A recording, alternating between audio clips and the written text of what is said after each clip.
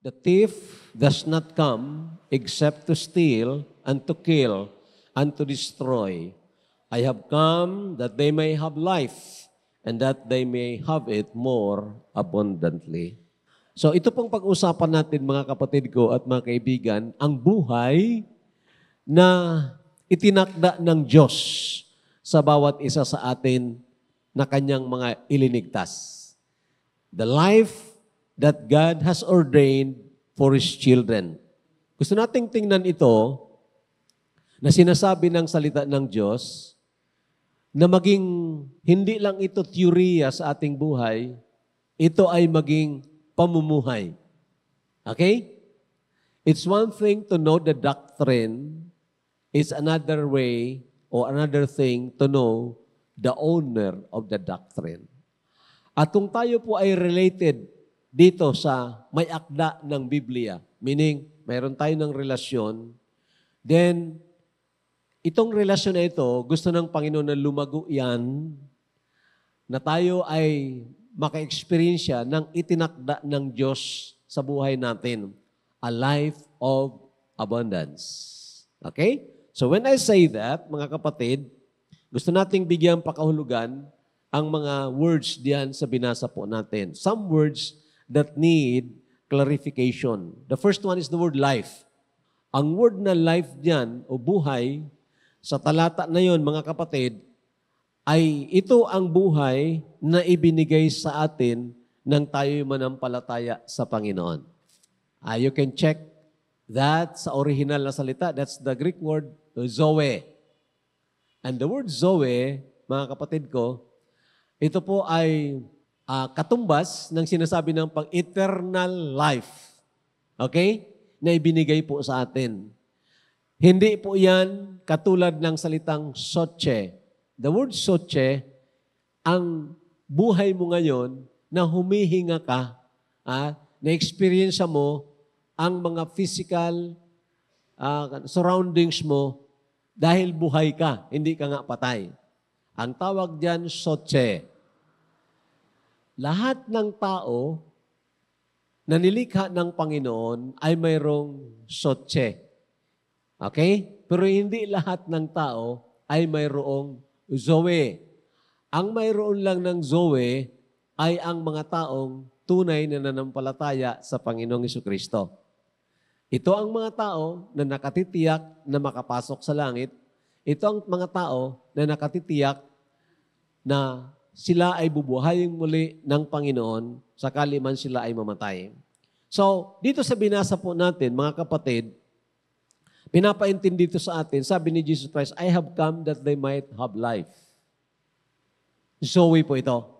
And then, ang buhay na ito, na Zoe, na binigay sa atin, gusto ng Panginoon, itinakla ng Panginoon sa buhay natin na ma-experience natin ito in abundance. So, anong ibig sabihin ng abundance? Not necessarily material or physical abundance. Na hindi ka na magkakasakit, palagi kang mayroong pera. Hindi po yon ang tinutukoy dito. It is the fullness of God. Ang kapuspusan, kapunuan ng Diyos sa buhay mo at sa buhay ko. Meaning, ang ninanasa ng Panginoon, desire ng Panginoon, na inordain niya sa iyo at sa akin, na ang buhay natin ay hindi maging mediocre na buhay. Yung easy-go-lucky na buhay, bahala na sira-sira, kundi buhay na mayroong direksyon, buhay na mayroong inspirasyon para sundin ang sinasabi ng salita ng Panginoon, lively sa madaling salita, full of freedom and full of joy and peace. So ito po ang abundant life. And by the grace of the Lord, dito po tayo dadadako. God's ordained life for us is an abundant life. Ang buhay na itinakda ng Panginoon sa atin ay buhay na abundansya. Huwag tayong magkakamali dyan dahil maraming mga tao ang nag-aakala ng abundansya na sinasabi diyan, marami kang pera. That is not true. Okay? Ang pera, pwede rin parte ng expression ng Panginoon sa kanyang pag-ibig sa iyo at sa akin.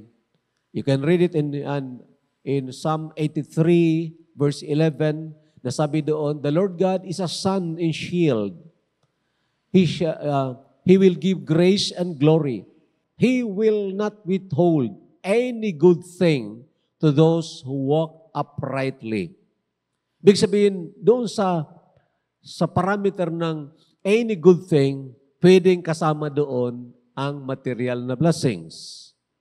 Kaya pag magbasa ka doon sa 1 Timothy chapter 6, sabi doon na ang mga good things, ang mga material na bagay, ibinigay din ng Panginoon sa atin richly to enjoy. You can enjoy that. There's nothing wrong about that. However, I want you to see clearly na kahit na mahirap ka, kahit na mahirap ako, you can have abundant life. Amen? Hello? Kumbinsido ba kayo dyan? Yes. Dahil yan ang ibig sabihin ng Panginoon ng abundant life. A life filled with joy in the midst of pain, persecutions, and distress. Buhay na puspos ng kagalakan sa gitna ng mga pain? Karamdaman? Hindi magandang pakiramdam? Kasakitan? Pwede ba? Pwede ba na ikaw ay nasa kama, may sakit ka, matindi ang sakit ng rayuma mo, pero pwede ba na at the same time maka-experience ka ng kagalakan na lagpasan pa ang sakit na nararamdaman mo ng kagalakan na ibinibigay ng Panginoon? Pwede kaya yon? Pwede ba ma-experience siya? Baka theory lang yan, pastor. Kasi kung ako'y may karamdaman, gusto ko agad gumaling at pag hindi ako gumaling, nako, parang agrabyado ako kahit sa mga kasama ko sa bahay. So you lose your temper, you lose your joy, you lose your peace. However, I want to prove to yung mga kapatid ko na pwede po ito. Tingnan po ninyo ang sinabi ng Panginoon sa John 15:11. These things have I spoken unto you, that my joy, kanino kagalakan yan? Kay Jesus Christ. Sabi na, my joy might remain in you, and that your joy might be full. Now, pansinin niyo ang word na my joy and then your joy. So, mayroon ka ng kagalakan, pero itong kagalakan na ito ay hindi kaya niyang talunin, hindi niya kayang pangibabawan, ma-overcome ang pain ng iyong buhay. Pero sabi ng Panginoon, I'll give you my joy. Bibigyan kita ng my joy, ng aking kagalakan. Upang sa kagalakan na ibibigay ko sa iyo, mapuspos ka ng kagalakan, and of course, you can overcome pains and miseries ng buhay nito. And pansin din nyo ang word na might remain in you. Ang word na might, nagpapaintindi, it could be not. Ang ibig sabihin yan, subjective. Subjective. Hindi kasi yan automatic na pagsabi ng Panginoon, my joy might remain in you, automatic, ibigay ng Panginoon yon. No, that is subjective, depende sa response ng ating puso. Hindi po yan subjective in relation to the amount of joy. That is absolute. And yet, it is subjective in relation to your faith. And so, we need to understand this, mga kapatid ko, kasi real po ito. Hindi po ito idealismo na ipinasulat lang pero hindi mo ma-experience siya. You can experience this. Tingnan natin ang naka-experience nito. And lest I should be exalted above measure by the abundance of the revelations, a thorn in the flesh was given to me, a messenger of Satan, to buffet me, lest I be exalted above measure. Si Pablo ay pinahayagan ng Panginoon ng maraming kapahayagan to the point na parang magluwalhati na siya sa kanyang sarili. Mag-glory na siya sa kanyang sarili. At sabi niya, para hindi ito mangyari, pinadala ko ng Panginoon ng tinik sa aking laman. At ito ay nagre-refer sa kanyang sakit. Sabi niya, a messenger of Satan to buffet me. Ang purpose ng Panginoon, bakit tinulutan niya yon? Para hindi magpahambog si Pablo. So, anong nangyari? Sabi niya dito, concerning this thing, I pleaded with the Lord 3 times that it might depart from me. So, natural naman yun na reaksyon na kung may mga negative na mga pakiramdam tayo, may mga sakit tayo, may mga ayaw natin sa buhay natin, we have to pray na alisin yan ng Panginoon. Tama? And God can remove that. Pwedeng alisin ng Panginoon. Walang limitasyon ang Diyos. Pwede niyang pagalingin ang isang tao kahit na nasa tinatawag terminal cancer. Pwedeng gawin niya ng Panginoon. He can do a miracle. No limit ang Panginoon dyan. Pero makikita po ninyo mga kapatid ko at mga kaibigan, dito po, 3 beses na nanalangin si Apostol Pablo na alisin sa kanya yung karamdaman na yon, hindi po ibinigay ng Panginoon ang kagalingan. Sa halip, nangusap ang Diyos sa espiritu ni Pablo, sabi ng Panginoon, my grace is sufficient for you. Ang biyaya ko, sufficient yan sa iyo. So, anong ibig sabihin nito? Sufficient ang biyaya ng Panginoon para alisin ang karamdaman o problema ng buhay natin kung ito ay kagustuhan ng Panginoon. He can do that. No problem about that. Pero makinig ng maigi.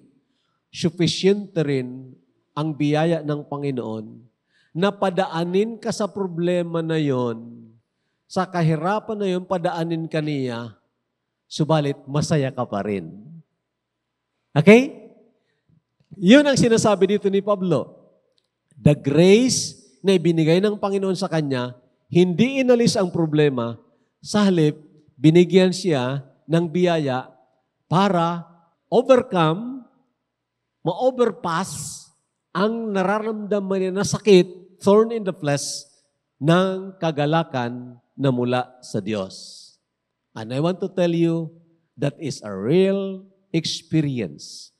Hindi ito na ituturo na para bagang 1, 2, 3, ito ang gawin mo. No. It can happen sa tao na nananampalataya sa Panginoon to have or to experience abundant joy, the fullness of joy that can overcome pain. So sabi niya dito, therefore, most gladly, I will rather boast in my infirmities, that the power of Christ may rest upon me. Nag-decide si Pablo, sabi niya, okay, kung ito ang kagustuhan ng Panginoon, okay, tanggapin ko ito, pero tanggapin ko ito na may kagalakan. Most gladly, I will rather boast. The word boast dito parang hindi inahihambog, kundi minamabuti niya na siya ay nandun sa karamdaman na yon para ang kalakasan ng Panginoon ay ma-experience niya at ang kalakas o kapuspusan ng kanyang kagalakan. Tingnan niyo ang word. Verse 10, therefore, I take pleasure in infirmities. Take pleasure in infirmities? Ano ka, Pablo? Nasira na bang ulo mo? Nagagalak ka sa mga kahinaan ng katawan mo? Now, that was a choice na pinaintindi ng Panginoon in reproaches. Tinutuya ka, Pablo. Nagagalak ka pa na tinutuya ka? Sino sa inyo dito ang tinutuya? Ano ang attitude natin kung tinutuya tayo? Nagpapahayag tayo ng salita ng Diyos, sasabihin sa atin, kulto na tayo, kulto. Dahil ang background natin dito black, kaya kulto na si Pastor Alamer dahil black ang background. Anong attitude natin kung darating itong ganyang mga pagtutuya, reproaches? Kung darating itong kakulangan, pangangailangan, tingnan niyo ang word yan, needs.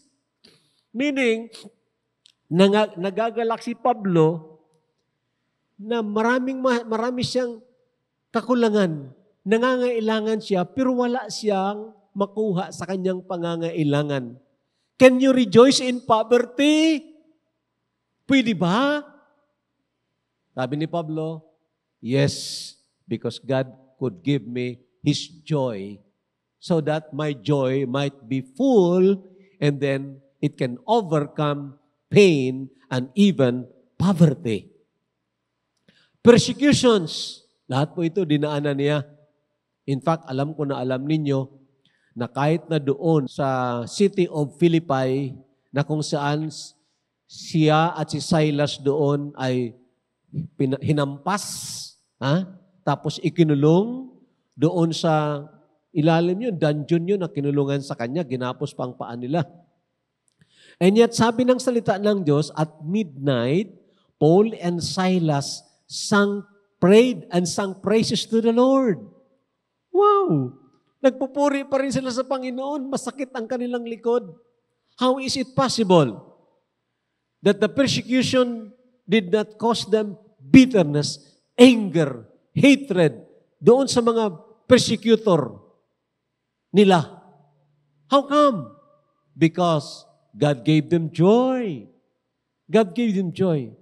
Ano ang nasa mind ni Pablo na dapat sa isip mo rin at sa isip ko rin? Hello, makinig ng maigi. Malaki ang pagkasulat yan. For Christ's sake. Are you persecuted for Christ's sake? Naghihirap ka dahil sa pangalan ng Panginoong Jesucristo. Okay? Kung tinutuya ka dahil sa kasalanan, hindi mo pwede itong ikagalak. Kung tinutuya ka dahil sa mga kamalian mo, hindi mo pwede ito ikagalak. Kung nagmahirap ka dahil sa katamaran, dahil waldas ka na tao, hindi ka marunong mag-steward ng binibigay ng Panginoon na material blessings, pag gusto ka lang, kung maghirap ka diyan, then hindi ka pwede mag-rejoice diyan. Bakit? Hindi po yan ang tinutukoy dito na pangangailangan, nagkakulangan. Hindi po. For Christ's sake, lahat ito mga kapatid ko at mga kaibigan. And if you are suffering right now with these kinds ng troubles, sakit ng katawan or mga karamdaman, kakulangan sa material, hindi trato sa iyo ng tama ng tao, dahil kay Kristo, sabi ni Pablo, I take pleasure. Hello, mga kapatid ko, I'm telling you, this is reality. Hindi po ito na theory or idealismo. Ito po ay nangyayari sa mga taong tunay na nanampalataya sa tunay na Kristo. Dahil ang taong nanampalataya kay Kristo, sabi ng Panginoon, my joy might remain in you, that your joy might be full. So, ang abundant life na sinasabi is a life filled with joy. Hindi po na materially or physically marami ka. So, ang pangalawa, mga kapatid, is a life filled with peace in the midst of troubles. Of course, parang redundant, kasi ang peace at joy, hindi naman yan nagkakahiwalay. Pag mayroon kang kagalakan na mula sa Diyos, mayroon ka rin ng kapayapaan na mula sa Diyos. Okay? Pero, just a hair-like difference, pero pansinin pa rin natin. A life filled with peace in the midst of troubles. Pwede kaya na sa gitna ng kapighatian, sa gitna ng hindi mo maintindihan na nangyayari, either personal sa buhay mo, sa pamilya mo, o sa society, pwede kaya na mayroon kang kapayapaan pa rin? Okay? Ang anak mo nawala. Hindi mo maintindihan kung saan napunta. Nalaman mo na lang, halimbawa, nagrebelde. Pwede ka na magkaroon ng kapayapaan? Hindi kaya matuliro ang isip mo? Now, I tell you, pwede. Pwede po. Tingnan mo natin verses na ito, sabi dito sa John 16:33, These things I have spoken to you, that in me you may have peace. In the world you will have tribulation, but be of good cheer, I have overcome the world. Kausap dito ng Panginoon ang 11. Wala na si Judas. Chapter 13 pa lang ng Gospel of John, umalis na si Judas. So, kausap dito ng Panginoon ang 11. Sabi na, sinasabi ko ito sa iyo. That in me, you might have peace. So, mayroong dalawang domain diyan. Domain. The first domain is in Christ. The second domain is in the world. Now, parehas tayo nakaka-experience ng ganyan. We are still in the world. We will have trouble. Tribulation. Kahirapan. I'm telling you, that is reality. In this world, you shall have trouble. Pero pwede ba na kahit na naka-experience tayo ng trouble, meron tayo ng kapayapaan sa puso? Yes, if you are in that domain of Christ. Sabi pa niyan, be of good cheer, I have overcome the world. Tingnan yung verse na ito. I will try to explain it more. Be anxious for nothing. Huwag kayong mag-alala sa anumang bagay. Okay? Wars and rumors of wars, huwag kayong mag-alala dyan. Okay? Hindi po magkakaroon ng Third World War na gagamit ng nuclear arms, ng nuclear weapons, ng mga nuclear warheads. Okay? Kasi kung gagamit niyan, ubos tayo, ubos ang sanlibutan, hindi na magaganap ang sinasabi sa Book of Revelation, the Battle of Armageddon. Diba? Hindi na lulusob yung kings of the east, lulusobin yung kings o king of the west, ang Antikristo na mamumuno diyan sa western part. Hindi na lulusob yan. Kasi tapos na, pero hindi. The Word of God is the Word of God. Okay? So huwag kayong matakot, huwag mag-alala. Be anxious for nothing but in everything by prayer. Okay? Merong way out sa anxiety that is praying in faith, supplication with thanksgiving, let your request be made known to God. At pag ito ang focus natin, nandoon tayo sa domain ng Panginoon, that in me you might have peace. Nandoon tayo, sabi ka, Lord, you are the supreme God who controls everything. Ikaw ang Diyos na soberano, na hindi kailanman magkakamali, at hindi mo parang iniwan ang sanlibutang ito na mag-operate sa kanyang sarili. No! When God created all these things, He also uphold all these things. Nabasa niyo yan? Hebrews chapter 1 verse 3. He uphold all things by His word. Hindi magkaka-eclipse. Kung wala dyan, hindi yan tinulutan ng Panginoon.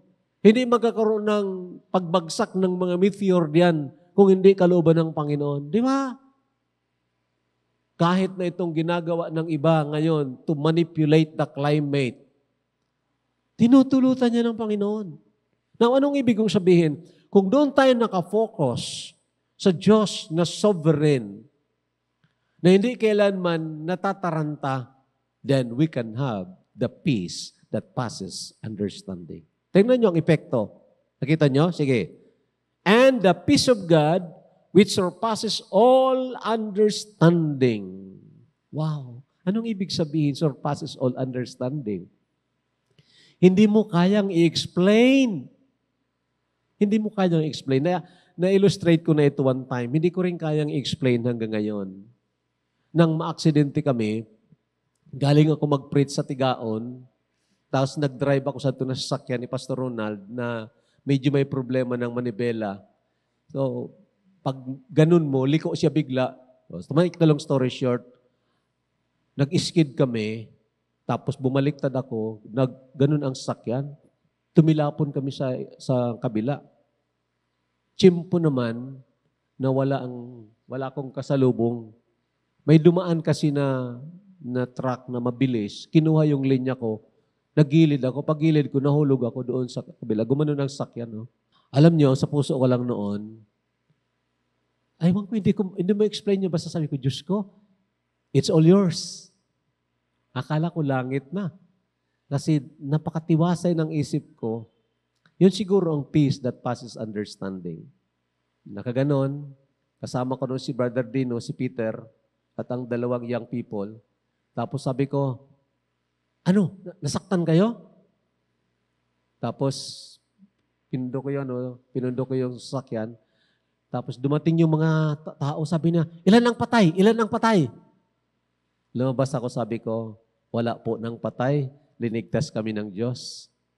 Wala, kahit sugat kami. Now, I don't know, hindi ko ma-explain yun. Pero nandoon yung kapayapaan. Parang binuhusan ka ng lamig na okay lang. Okay lang. Oh, mga kapatid ko, hindi ito ma-learn by teaching. It is learned sa experience. Kung nandoon tayo sa domain ng Panginoon, na sa halip na mag-alala, sa halip na mataranta, maghanap ng mga pagdadahilan, rationalization, or justification, sabihin na lang natin, Panginoon, mahina po ako, pero tulungan mo ako na huwag mawala ang kapayapaan sa aking puso dahil ako'y nananampalataya sa iyo. You are the God who controls everything. The peace that passes understanding will come. It will keep your hearts, it will keep your mind through Christ Jesus. Okay? Ang domain na yan, ito po ang explanation. Isaiah chapter 26 verse 3. You will keep him in perfect peace whose mind is stayed on you. Perfect peace. Peace that passes understanding. Na hindi kayang talunin, i-overcome ng problema ng sanlibutan. Kaya nga kahit na nakita mo na ang anak mo na ganito, pero nag-pray ka, Lord, alam mo yan, ang mga nangyari na yan. Wala akong justification sa aking sarili kung mali ang aking mga training sa kanila. Wala akong justification. I just beg for your mercy. I just beg for your power. I just beg for your intervention. And if it is a prayer, makinig ng maigi, prayer, na God-glorifying prayer, hindi self-exalting prayer, then God will answer that. Dahil sabi ng Panginoon, alam ko na alam yung verse, Psalms 50, verse 10, sabi doon, and you shall call upon me in the day of trouble, and I will answer you, and you shall glorify me. Wow! Grabe po ang Diyos, mga kapatid ko at mga kaibigan. And so, abundant life, pangalawa na ito, abundant life is a life filled with joy and peace. Then, abundant life is not without a cost. Hello, makinig ng maigi. Hindi ito na walang presyo. Na parang ibinibigay lang ng Panginoon na walang halaga. No. It is costly. You cannot afford it. I cannot afford it. Why? It cost the death of the eternal Son of God who came to earth to solve the problem of sin. At dagdagan ko yan, the problem of sin and sins. Singular and plural. Okay? It cost the death. Now, try to think of this, mga kapatid ko. Ng eternal na Diyos. Diyos na sinasabi ng 1 Timothy 1:17, the immortal God. Immortal, walang kamatayan. And yet, hayaan niya, limitahan niya ang kanyang sarili, na mamatay siya. And you know, mga kapatid ko at mga kaibigan, that is to purchase you and me upang mabili ka niya, bilhin niya ako sa pamamagitan ng kanyang mahalagang dugo. Dahil nandoon ka, nandoon ako, nakaprinda kay Satanas. Nang manalo si Satanas kay Adan at kay Eva, naging prisoner of war tayo ni Satanas. And we cannot just come out na makaalis tayo doon, na gamitin ng Panginoon ang kanyang pwersa. He can do it, but He will not do it because that is not legal. Di ba? Natalo ka eh. Dapat lang, kung anong demand mo na ang kasalanan ay kailangang bayaran, then kailangang mabayaran. Saka ko ito i-release. That's simple. Okay? And that's the demand. Sin must be paid for. Ang kasalanan ay kailangang bayaran. At ano ang kabayaran? Kamatayan. Ito tandaan po ninyo. Makinig ng maigi. Hindi po ang Diyos basta-basta magpapatawad sa atin dahil nahabag lang ang Diyos sa atin. Hindi po. Nagpapatawad ang Diyos sa atin dahil ang kanyang hustisya ay nasatisfy. Until after na masatisfy ang demands of God's justice, He will not extend forgiveness. He will not extend justification. He will not extend regeneration. Hindi po. Justice must be satisfied. Sin must be paid for. Ang problema, ikaw, ako, hindi naman natin kayang bayaran yun. Dahil kung tayo ang magbabayad niyan, doon tayo ibubulid sa dagat-dagatang apoy na nagliliyab sa apoy at asupre na siyang ikalawang kamatayan. Naku, nakakapangilabot yun. At sinasabi ko sa inyo, hindi mo ito kayang bayaran kahit na magmimbro ka sa kung anumang relihiyon diyan, kahit na hampasin mo ang likod mo, paluin mo araw at gabi para mapatawad ang kasalanan, madurog na, mapulbos ng likod mo, hindi ka makakabayad ng iyong kasalanan. Because ang demand ng Panginoon sa kabayaran ng kasalanan ay kamatayan. And that's the reason, ang eternal, immortal na Diyos, nilimitahan ng kanyang sarili, siya ay nagkatawang tao, nabuhay sa sanlibutan ito for more than almost 33 years, and then, siya ay namatay doon sa krus ng Kalbaryo. Alam niyo ang pag-explain ng Panginoon diyan? Doon sa John chapter 10, of course, nabasa natin, I have come that they may have life. I have come. Okay, hindi po nagsabi ang Panginoon, I have sent Michael Dark Angel to you. Although He can do it, siya mismo personal na napunta dito. The second person of the Triune God. At itong sabi sa Romans 3:24, sige po, being justified freely by His grace through the redemption that is in Christ Jesus. Justified freely? Pinawalang sala ng libre? Yes, yan pang totoo. Kung tunay po tayo na nanampalataya na itong Kristo na Diyos na nagkatawang tao, siyang nagbayad ng ating kasalanan doon sa krus ng Kalbaryo sa pamagitan ng kanyang kamatayan, then, sabi ng Panginoon, I come to give you life. Namatay ako so that you will live. At yun po ang cost. Yun ang halaga ng abundant life na sinasabi ng Panginoon. Nasabi niya, it cost my lifeblood. You think of that, mga kapatid ko. Dahil may tendency na we would just treat or we will just treat salvation as, parang pasubra lang ng Panginoon. O parang we take it for granted. Kasi libre. Oo nga, libre dahil hindi mo kaya. Libre dahil hindi mo kayang bilhin, hindi mo kayang trabahuin. Pero it cost the lifeblood of Christ. Siya ang namatay para sa iyo at para sa akin. At dahil doon, kung tayo nanampalataya, we are justified. Tingnan niyo ang word na masunod. Whom God set forth as a propitiation by His blood. Alam niyo ang salitang propitiation? Pampalubag loob. Ano ang mabigyan ng pampalubag loob? Ang hustisya ng Diyos. Dahil hindi ang Diyos titigil hanggat hindi mababayaran ng kasalanan.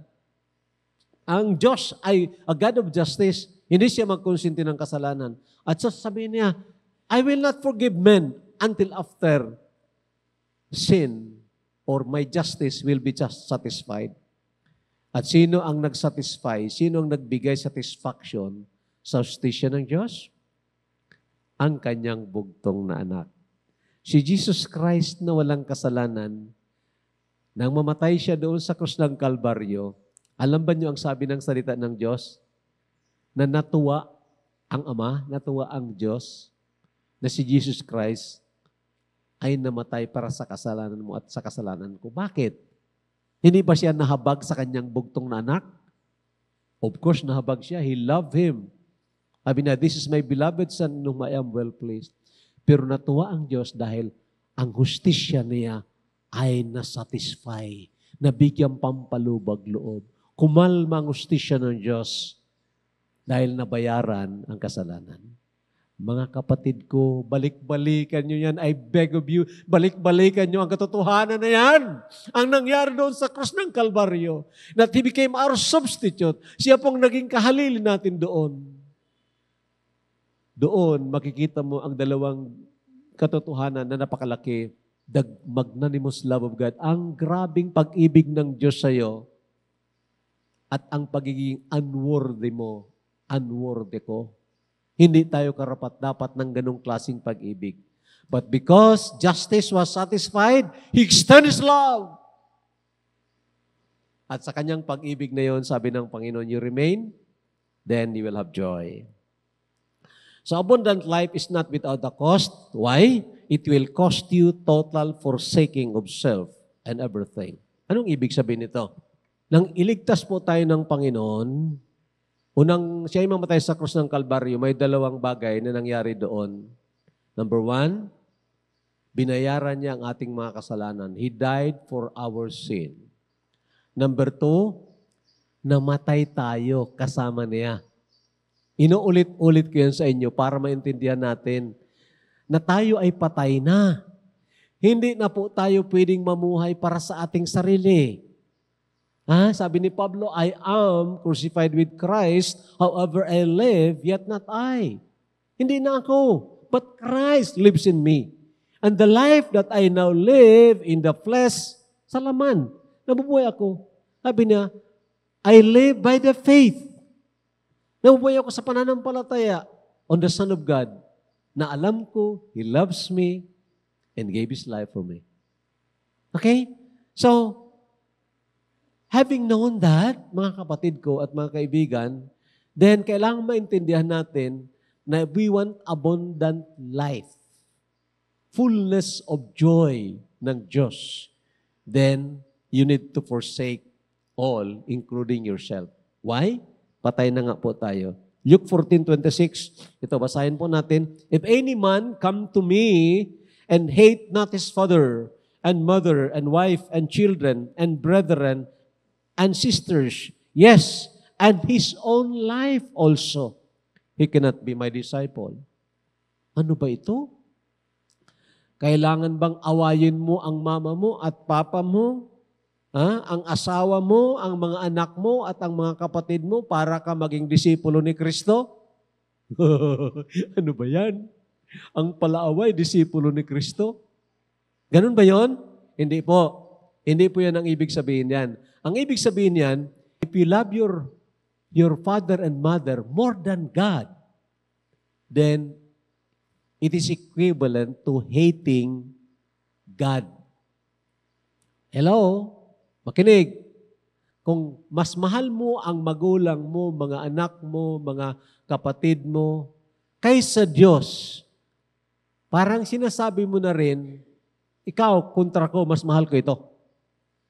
Pero kung mas mahal mo ang Diyos kaysa mga magulang mo, may degree ng pag-ibig, Kung mahal mo ang Diyos kaysa mga magulang mo, kaysa mga kapatid mo, kaysa mga anak mo, maging sa iyong sarili, sabi ng Panginoon, yun, disciple kita. Dahil sa apex, sa pinakamataas na parte ng buhay mo, I am supreme. Okay? In the apex of our hierarchy of values, mayroong tinatawag hierarchy of values Sa apex noon, sa pinakataas noon, walang kakompetensya doon, Diyos lang ang nandoon. Hello? Huwag niyong ilagay doon ang message mo.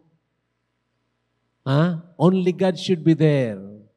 Pangalawa na lang ang pamilya, anak mo, mga kapatid mo, asawa mo, maging ang iyong sarili, ihuli na lang, panghuli. Material na bagay, doon sa hulihan yan.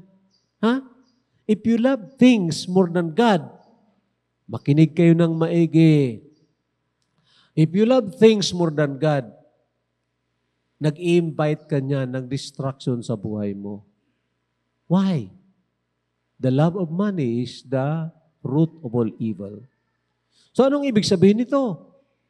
Doon sa pagbavalue mo ng bagay, number one dapat ang Diyos. Secondary lang, mahal mo ang tatay mo, mahal mo ang mama mo, mahal mo ang mga magulang mo, pero hindi more than God. Mahal mo rin ang iyong sarili. Mali ba na mahalin mo ang sarili mo? I'm saying of physical body. Sino sa inyo dito ang hindi naliligo? Kasi gusto ko nang magkasakit, hindi na ako maliligo. Hindi na ako kakain. Hindi po yun. Pero the old self, ang datihang pagkatao po natin, na nandiyan nananahan pa rin, bagamat patay na, then we must forsake that. Forsake that. And having said that is the verse, so likewise, whosoever he be of you who forsakes not all that he has, he cannot be my disciple. So likewise, basahin na lang ninyo ang mga preceding verses diyon. Mayroong istorya dyan ng Panginoon na mayroong banquet at sabi ng Panginoon, imbitahin mo yung mga dati nang invited.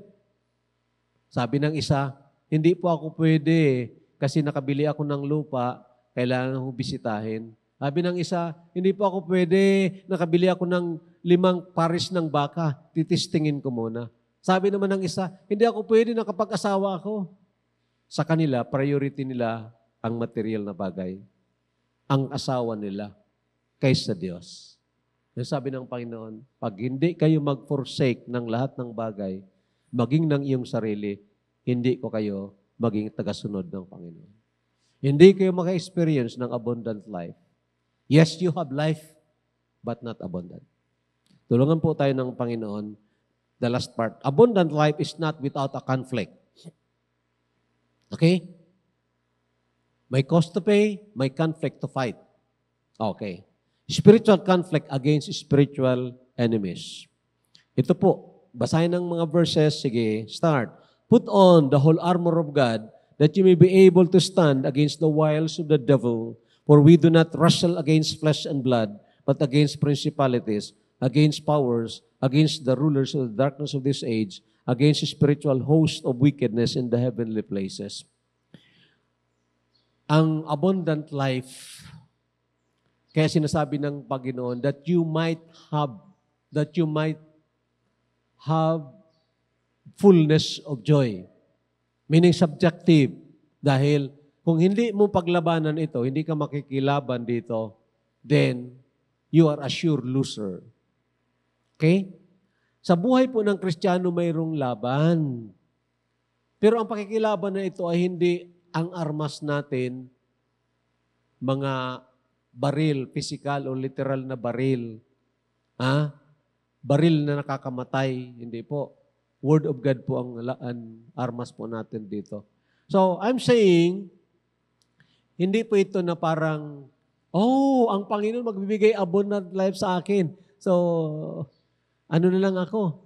Rocking chair na lang ako. Maghintay lang ako. No, there is a fight. There is a fight. At sabi ng salita ng Panginoon, we have to endure hardness as a good soldier of Jesus Christ. So, because there is a fight, there are also weapons of our warfare. Sabi ng 2 Corinthians 4 and 5, for the weapons of our warfare are not carnal, but mighty in God, for pulling down strongholds, casting down arguments, and every high thing that exalts itself against the knowledge of God, bringing every thought into captivity to the obedience of Christ. So, if I understand it right, mayroon tayo ng armas, at ang unang arena ng labanan ay sa arena ng ating isipan. Hello? Makinig. Arena ng ating isipan. Mayroon tayo ng tinatawag eye gate, nakikita natin, ear gate, napapakinggan natin. Doon, pumapasok sa isipan natin ang napapakinggan at nakikita natin. At kung ito ay tama, God-glorifying, we have to store that in our hearts. Okay? Sabi pa ng Bible, thy word have I hid in my heart that I might not sin against you.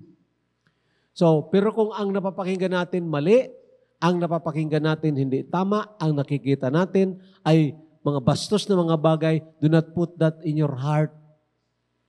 Okay? Dahil kung ilalagay mo yan dyan, panatilihin mo dyan sa isip mo, mamaya it will conquer you and it will, change you from good to worst. Why? What you think is what you are. Okay? Very important. Kasi realistic po ito, hindi po ito biro-biro. Ina-attacking isipan natin. Lalo na ngayong panahon, maraming mga pananaw ang tao na akala mo tama, pero pag in-examine mo ang salita ng Diyos, mali pala. So we need to know more about the Word. Study to show thyself approved unto God, a workman who did not to be ashamed, rightly dividing the word of truth. Anyway, I'll explain that later. So, abundant life is without a conflict. Mayroon ng conflict against self. At ito, babasahin na rin natin ang verse na ito. Papakita ko sa inyo na reality po ito sa buhay. Hindi po ito theory. Sige, Romans chapter 7, basahin po natin. Start. For I delight in the law of God according to the inward man. Ano yung inward man? That is our spiritual being. Ayun ang Shekinah na glory ng ating buhay. Nandiyan ang nananahan ng banal na espiritu sa ating espiritu. Natutuwa yan sa salita ng Diyos. Hello? Examine yourself. Natutuwa ka na makinig ng salita ng Diyos? Kung wala, sabi ka, ang hawa-hawa, mag-preach niyan, Meaning, kung you have no delight at all, there's something wrong. He who hears God's word is of God. Those who do not want to hear the word of God is not of God. For I delight in the law of God according to the inward man. But I see another law in my members. Okay, mayroong batas din. A principle in my members, sa katawan ko, warring against the law of my mind. Okay? Ang mga natutunan ko, kinakalaban. Okay, ng mga prinsipyo. That's the word law there, a principle. And bringing me into captivity to the law of sin. Hinahatak ako, inaalipin ako, o gusto akong alipinin, papunta doon sa paggawa ng kasalanan na nasa katawan ko. Okay? Pero, sabi niya dito, O wretched man that I am, who will deliver me from this body of death. Si Pablo naka-experience siya nang na-experience mo rin na mayroong conflict. Ang gusto nating gawin, hindi natin nagagawa. Ang ayaw nating gawin, yun ang nagagawa natin. Reality? Reality? Nangyayari? Yes. Pero ang tanong, kung ginagawa mo ang ayaw mong gawin, natutuwa ka o nalulungkot ka? Nalulungkot ka. Ginagawa mo ang hindi mo dapat gawin, nalulungkot ka. Sino sa inyo ang gustong palaging malungkot? Ang palaging malungkot daw, ang mukha ay bumabaloktot.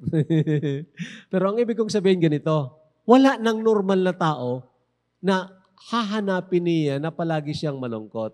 In fact, nilikha tayo ng Panginoon na mayroong paghahanap ng puso, ang puso natin ng kagalakan. We are designed to be joyful. Ang problema lang, ini-offer ng diablo sa atin ang mga panandaliang aliw ng sanlibutang ito para dayaan tayo. But here comes the reality. Oo nga, mayroong laban. Ang gusto natin, hindi natin nagagawa. Ang ayaw natin, yun ang nagagawa natin. What shall you do? You have to come to Christ. You have to focus on Christ. You have to pray. You have to apply the word. And then you can experience victory. Kaya siya nagpapasalamat dito. I thank God through Jesus Christ our Lord. Ang ibig niya sabihin, sa aking sarili, wala akong maaasahan na manalo ako dito. Sabi na sa verse 18 ng Romans chapter 7, For in me, that is in my flesh, there's nothing good. Wala nga. Wala. Kung aasa tayo na, dahil determinado akong tao, may disiplina akong tao, marami akong alam ko itong mga psychology, alam ko itong philosophy na ito, kaya mananalo ako dito. Seriously mistaken ka. You cannot win spiritual battle using arms of the flesh. You cannot. You have to use the weapons of our warfare that are not carnal. And you have to use the area of faith. Tapos ako dito, we need to choose. Abide in God's love. By faith, obey His commands. Okay. Instruction ito ng Panginoon sa John 15. Bago tayo dumating ng 11, ito ang instruction niya. As the Father loved me, I also have loved you. Abide in my love. If you keep my commandments, you will abide in my love, just I have kept my Father's commandments and abide in his love. These things have I spoken unto you, that my joy might remain in you, and that your joy might be full. These things have I spoken unto you. Anong sinabi niya dyan? Balikan mo yung 9 and 10. Sabi niya sa 9 and 10, ang Ama, inibig ako. Ako, inibig ko rin kayo. Manatili kayo sa aking pag-ibig. Anong ibig sabihin na manatili tayo sa pag-ibig ng Panginoon? Okay? Simple. Simple. Ma-apply lang ang hindi simple. Paano ka mananatili sa pag-ibig ng iyong asawa? Paano ka mananatili? Awayin mo ang asawa mo? Hindi. Paano ka manatili? Enjoy your wife. Enjoy your husband. Yan ang ibig sabihin ng pananatili sa pag-ibig ng Diyos. Ha? Paano ka manatili sa pag-ibig ng Diyos? Enjoy God. Rejoice in the Lord always. And again, I say rejoice. Hindi ba kaibig-ibig ang Diyos? May kakulangan ba ang Diyos na pwede nating punain siya, kaya't ayaw na natin sa Kanya? Wala. And that's why, sabi ng pang-continue in my love. If this is the circumference of God's love, huwag kang lalabas dyan. Dito ka lang sa circumference of God's love. You are in that circumference of love. You will enjoy God. You will enjoy ng buhay, abundant life, kahit na may kagipitan, may kahinaan. Then, ang word na commandment, sabi niya, if you keep my commandments, you will abide in my love. What are the commandments of God? Dalawa lang ba gayon? Love God with all your heart, with all your soul, with all your mind. Love your neighbor as yourself. Ang palaaway na tao, hindi po yan magalaking tao. Tama. If you are keeping bitterness in your heart, you will not enjoy life. Para kang araw-araw umiinom ng apdo. Okay? Pag araw-araw umiinom ka ng apdo, okay, matulungan siguro yung digestion mo, pero patay ka later sa pait. Ha? Kaya sabi ng Bible, let all bitterness and wrath and anger be put away from you with all malice. And be kind one to another, tender-hearted, even as forgiving one another, even as God, for Christ's sake, has forgiven you. Tulungan po tayo ng Panginoon. God's ordained life is for us to have abundance of joy. Sa masalimuot na sanlibutan ito, we can experience that. May the Lord bless us.